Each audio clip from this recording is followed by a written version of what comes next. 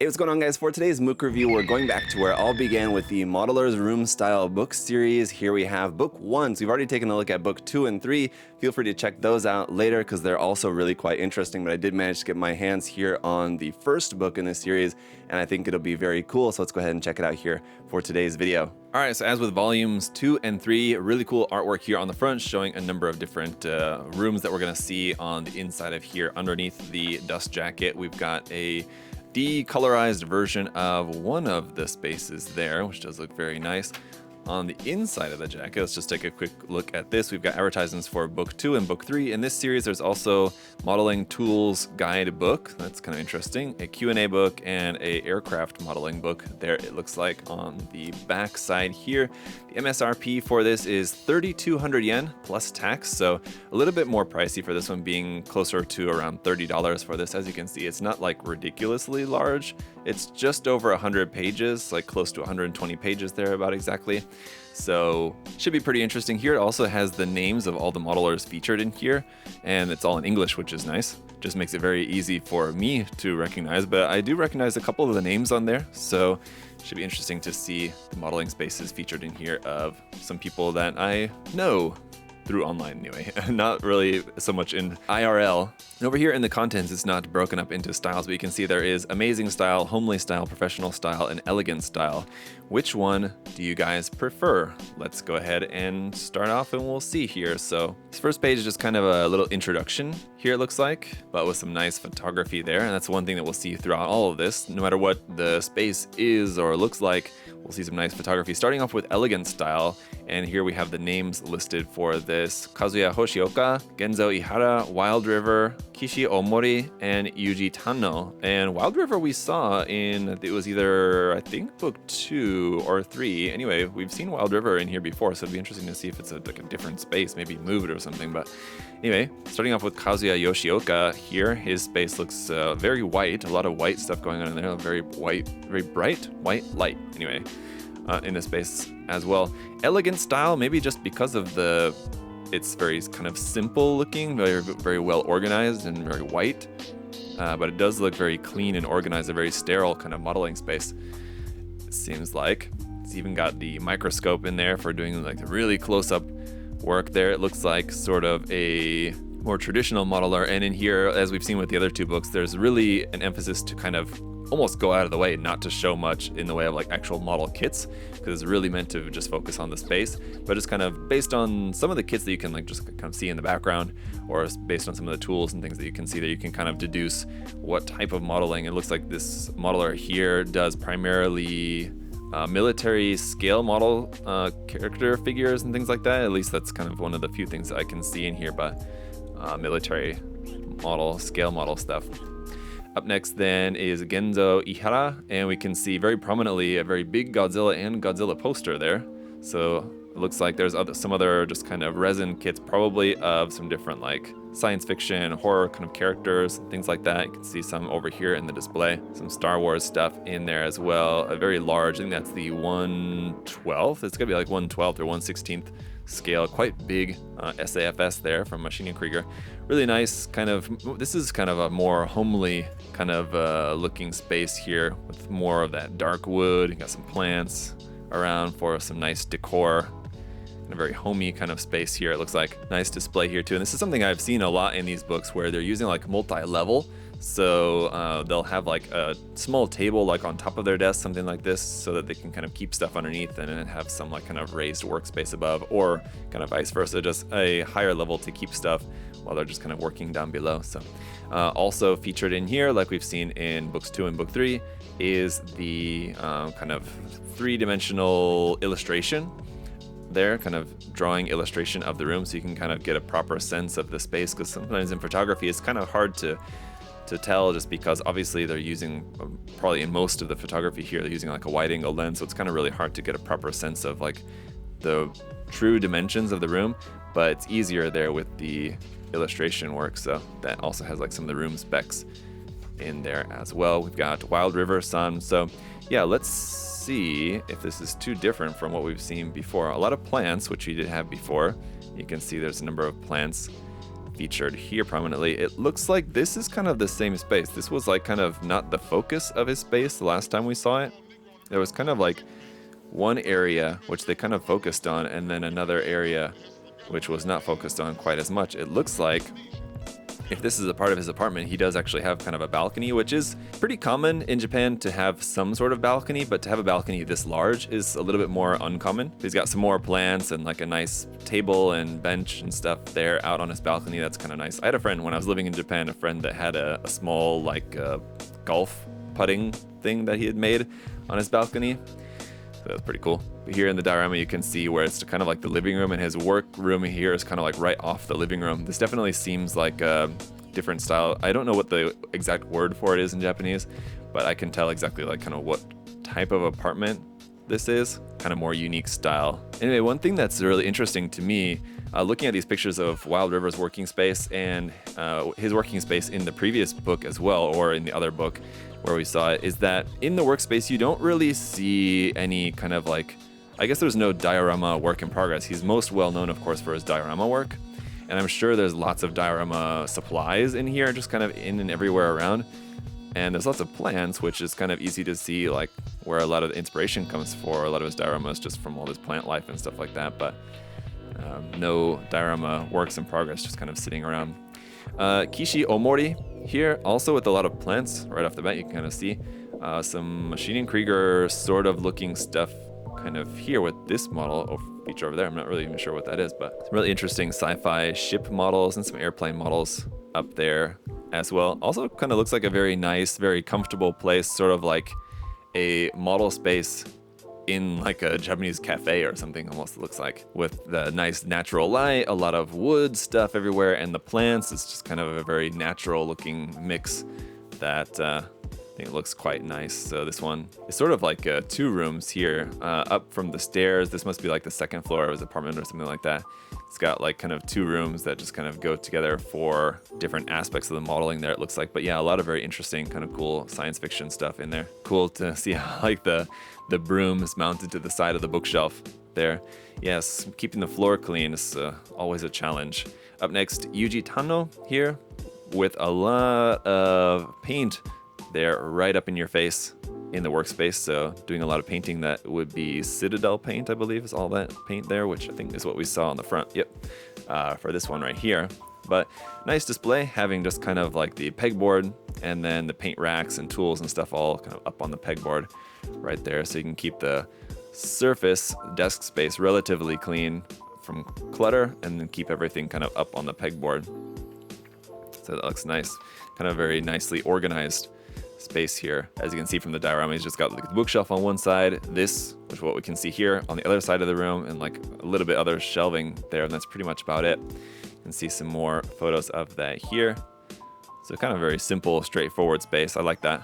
Next up is professional style. See, first up we've got Hideaki Hirata. And again, I've always been like just a little bit perplexed. I understand the inclination for them to want to kind of separate the rooms into different styles, though it doesn't really kind of make sense to me. Maybe it's just, you know, it makes more sense to Japanese modelers, perhaps. I don't know what exactly makes them put different styles together. The first few, like we saw, this kind of, like I was saying, with like the wood and plants and natural light in there, those kind of make sense being grouped together. I'm not really sure exactly what sets this as like professional style. I mean, there's a lot of stuff in there, a lot of books and tools and things you can see up on the shelves. But yeah, I'm not exactly too sure what makes professional style. But anyway, it does all look very nice in there.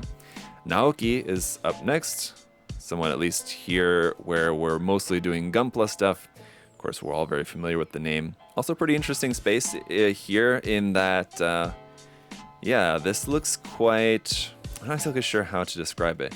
Professional in the way that there's not really a whole lot of effort put into like making the room look pretty, but it's just functional. And that's kind of just what it is. It just works for what it needs to do. Very kind of utilitarian, I guess, in that sense, right? Just got some basic metal shelves, basic desk, like nothing really too fancy about it. But I mean, obviously we're familiar with his work and like some great work coming out of the space. But like, it's nothing really all that special, really. But I feel like that's kind of the most, that would be something that I would think of more when it comes to like a professional space, right? You got the really professional looking light photo setup over here as well for that, but that looks really cool. Interesting. Hide Iwai is up next, and here you got the old classic tube TV, the iMac, and then just some kind of simple workspace kind of up in between. You got some bookshelves, or not bookshelves, shelving units with some kits on display, and then like backlog and stuff just like up there on the shelves. And again, it's kind of like this old looking desk with the spray booth set up right there in front of the window, kind of like a small working space between the TV and the computer. Just a little bit of working space there, and stuff just kind of piled up all over the place. A whole bunch of Machine and Krieger stuff over here. And yeah, the spray booth kind of like right front and center, right at the center of the desk, because it's like right in front of that window there. Kind of very nice placement for that. Otherwise, everything's just kind of like strewn about, it seems like, in the relatively small looking room, or either that or it's just like full of a lot of stuff. But there's a lot of stuff in there. Naoyuki Uehara is up next here. And again, like pretty simple, and just not even any shelving over here on this side of the room. It's just a stack of kits. On the other side, a bench, and then he's got like a simple kind of camera setup there. It looks like there's some overhead shelving like up higher up for stacking more kits. But I mean, the room like looks fairly empty. There's a lot of, it looks like a small room for one, so not a very big room, but with just a stack of kits here and kits stacked along these high shelves. And there's kind of like just nothing over here on the other side. And the desk is like fairly simple. There's not even like pegboard or anything on the walls. Maybe it could be the case that like in the apartment that he's in, he's not supposed to put stuff in the walls. That could very much be the case. But it's got the bookcase here. It looks like probably like a bunch of books and stuff on it. But otherwise, again, like really simple. Like look at this space. It's like just a couple of containers like with paints, some brushes, and like a couple little supplies there. Not even any cutting mat, which is something I've talked about before, like how necessary really is a cutting mat. He's just using some old newspaper. So I mean, like, yeah, that works, because then if it gets messy or whatever happens, you just toss it away and refill it just with some newspaper. Kind of interesting. Yeah, I like just how simple it is. Very basic. Keita Yagyu here. Again, with those same metal shelves like we saw in Naoki's space. Again, sort of looking very utilitarian in that sense, is that it looks like a proper like workshop, not like a relaxing hobby space. So maybe that's what makes it professional, in that it's not like necessarily a room for relaxing, but it's a room for like actually working, like an office sort of, more so. That's kind of interesting here. Kind of interesting tools there that he's using. Some kind of 3D machine. It's not like a 3D printer, I don't think, but more, I can't think of the word off the top of my head, but looks very interesting there. So some more kind of, a little bit more kind of high-tech or industrial kind of machinery that he's using there in his workspace, which is kind of interesting. All right, break time here to take a look at some other different modelers from around the world. It looks like we have Mig of Ammo by Mig Jimenez there in Spain. Also in Spain, let's see, Germany, Spain, some of these other modelers. Kanyo Tachikawa, it's very Japanese sounding name, so it must be Japanese, but living in Germany there. Some of these other Spanish names I'm not going to attempt to pronounce. So Luciano Rodriguez, I guess it's not too bad. Jose Luis Lopez in Spain. Mig, of course, I'm familiar with. The other modelers, though, are new to me. Ichiro Yoshida is up next. And again with the drill press. I'm seeing a lot of drill presses in a lot of these modeling spaces as well, which is kind of interesting to me. It doesn't seem like it would be all that necessary, like maybe one of those things that you need like maybe once in a while, but I mean, it seems like it's probably a pretty expensive machine. This is a quite large one too. Like some of the other ones maybe weren't quite that big, but like I don't know how many times you would really particularly need like a huge drill press like that, but all right. And some other just kind of very simple tools here. It kind of looks like he's got his walls also coated with plastic, which makes it look kind of weird. It seems like kind of uncomfortable to me. I would feel a little bit strange about that. But again, I think just probably trying to protect the apartment there would be my guess. But man, I don't know. Yeah, it's not what I would do, maybe necessarily. Shinpei Nohara is next here, which this is kind of interesting. It looks like he's got his like photo booth set up here above his computer. So that's something that I think I've seen from time to time, but you don't really see it very often, where you have like the photo booth or any kind of like working space like up higher. Usually like the higher, more vertical space is used for storage or tools or things like that. but it's interesting to see a working space. And like in the photo space, obviously, I mean, you're just like putting your kit there and taking photos, but any kind of like spray booth or working area where you would have to be like standing to use it is not as common. But the photo booth especially makes sense because you might as well just have that above the computer, because you just need to stand up just to kind of set everything up, and then you're just taking photos. But all right, amazing style is up next, and what that means we'll find out apparently. Yuki Takaku is up next here. I'm also noticing there's more photos in this issue compared with the other issues where it actually shows the modeler in the space. We're not seeing that in every space, but we've seen a couple of them so far, and I think it's more so like they'll have the modeler doing something in the space just to show off something in particular, like some particular aspect of the room. In this case, he's just kind of like working at the computer though, but I don't know. Maybe he's just a fan of that. You can also see his DJ set up over here, so I guess that's his other hobby is DJing perhaps.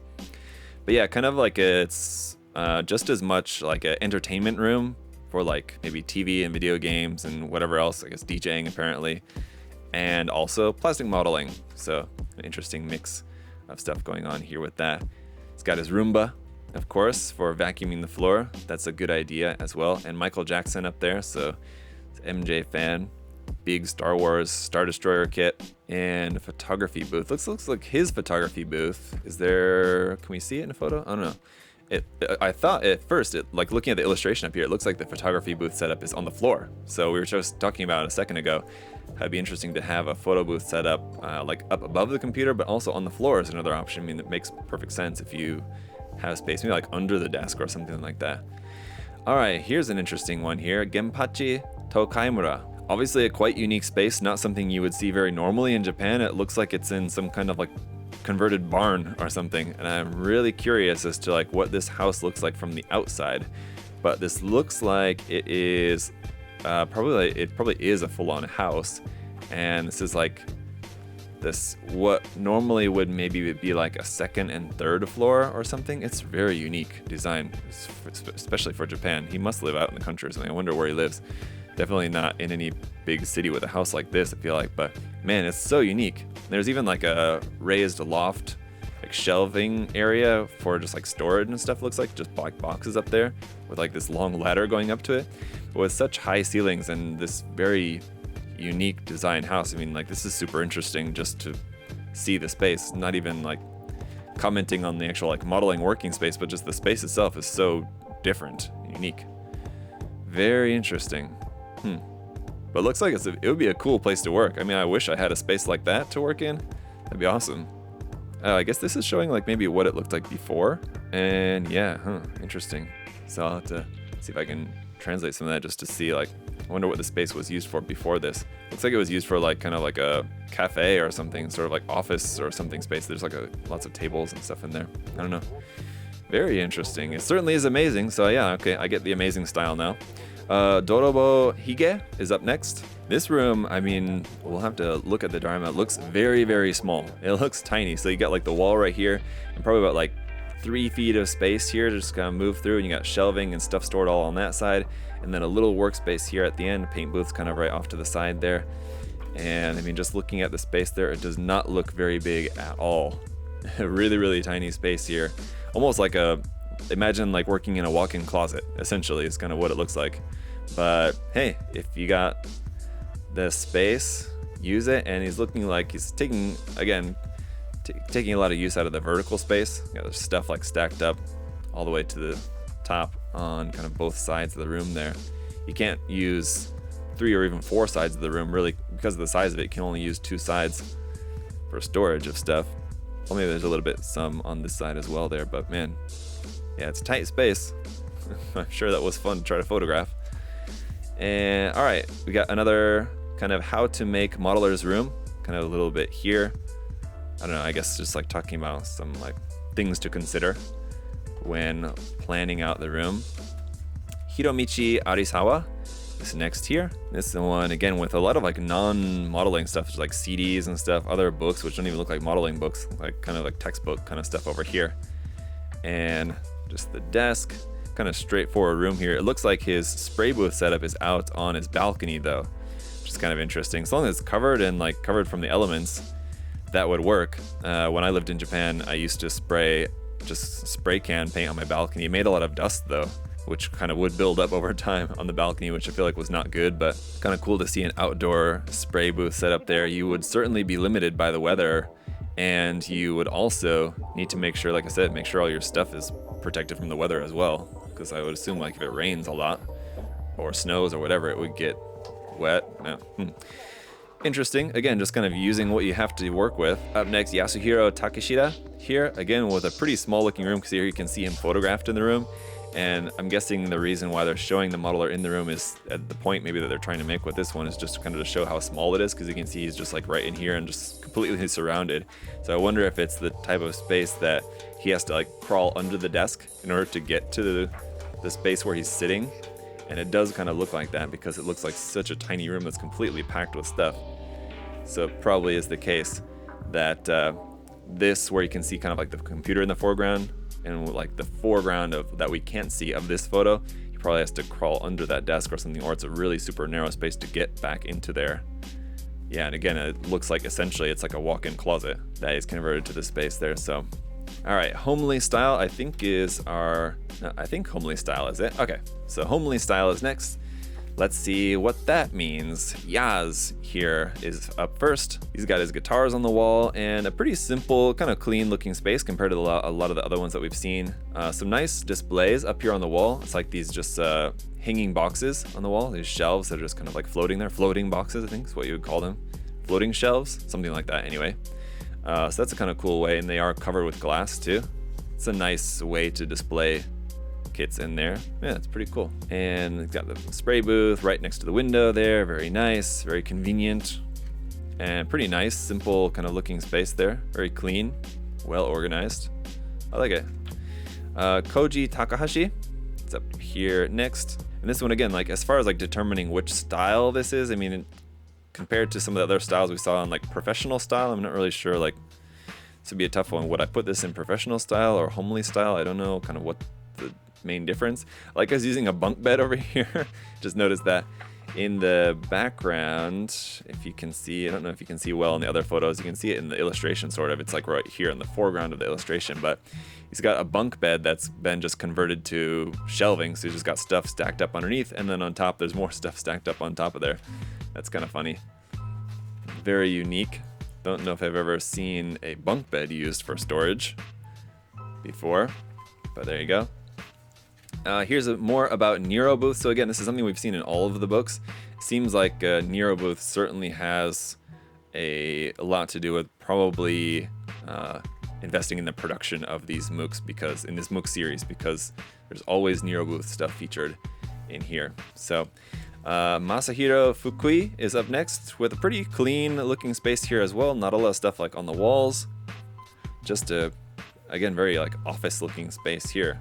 With like the scanner printer on top of his computer, and then just like a little desk there. It looks like a bunch of papers stacked up. Looks like a just like home office, and like a home office that also happens to have a little bit of like modeling space in there.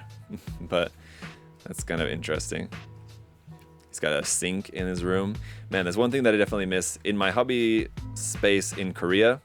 I had a sink in my space as well, and it was very convenient. So that's one thing that I miss. Hata is up here next. Don't think that it's Mei Hata, the GBWC winner, but just Hata here. You know, with the nice big windows, this looks like to the balcony probably. There are the apartments, so that's nice for getting lots of natural light in there. Again, kind of simple looking space here. It looks nice. Got the closet there, full of backlog it looks like, and just some kind of simple supplies throughout the room. Here's another kind of more unique looking one, Toshiya Oda. Sort of almost looks like a bunker or something like that, with this kind of very oddly shaped ceiling, and whatever that is, kind of, it looks like it's probably just like a wallpaper that's made to look like a marble tile sort of thing. But because it's like kind of on the walls and on the ceiling and everything, it makes it look like it's like a bunker. It's kind of interesting, like a cement space. And there is a window there, so not like a completely underground bunker, but it's kind of a very unique look to the space there because of that. Yeah, again, very uniquely shaped room. Kind of, it's interesting. Got a bit over here about lighting, also very important, of course, not just for photography, but just for working comfortably as well. You need some decent lighting. Yusuke Kato is up next here. Nice big display case there with some Star Wars models. Looks like mostly Star Wars stuff. There's a couple other things in there at the top. It looks like maybe some other anime characters. He's got his bed in the room. So yeah, that's one thing that we haven't seen in a lot of these, but I'm not sure if that is the bed that he uses. It looks like in his photo here, there's a photo of each model and like a little bio about them. He's got his kids in the photo. I'm sure he's not the only parent that we've seen so far, but the first one to be photoed there with his kids. So because he's with his kids, I'm not sure if maybe that's a bed that he's using. It's just a bedroom, maybe his spare bedroom or something like that, that also doubles as his hobby room, but interesting. Do you guys work in your bedroom? It's a question I'll ask you. I have never, I'm just trying to think back, never done that.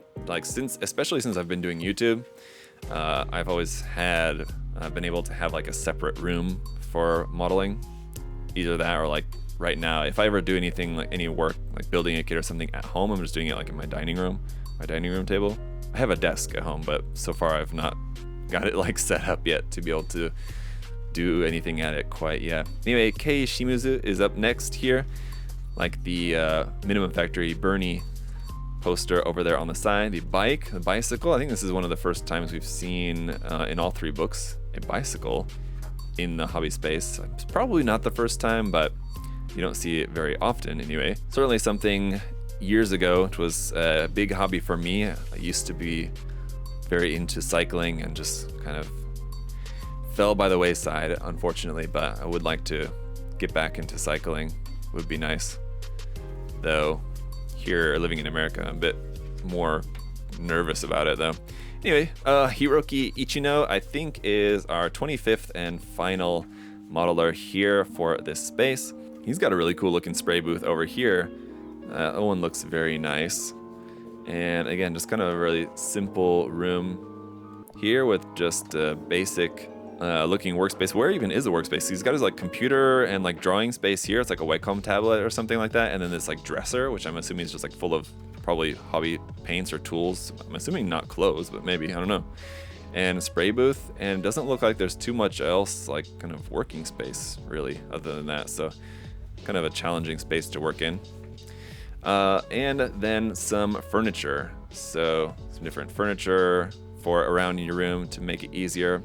IKEA obviously has useful stuff. The desk that I have at home is an IKEA desk. It's actually this exact desk. It just doesn't have this like anything. I think this has like an extra thing on the top of it, but it's basically exactly like that. So obviously IKEA is a useful thing if you have it near you or in your country or anywhere where you can get stuff from IKEA. Desk, different things to consider for your work desk, shelving, lighting. So just some different options there. And then cases for storing stuff, shelving, or like drawers, plastic drawers for keeping your stuff. And that's it. We got some credits here at the end and some other different book advertisements here. Star Wars modeling, Space Navy Yard, Diorama modeling 2, some different books there. So that's it for the completion of the Modeler's Room style book series. Now, unless they make a book 4, for the meantime, that's going to wrap it up. If you guys missed either book 2 or book 3, like I said, if you want to go back and check out those, if you found this interesting looking through some of this stuff, check out those videos as well. But as always, guys, thanks so much for all of your support.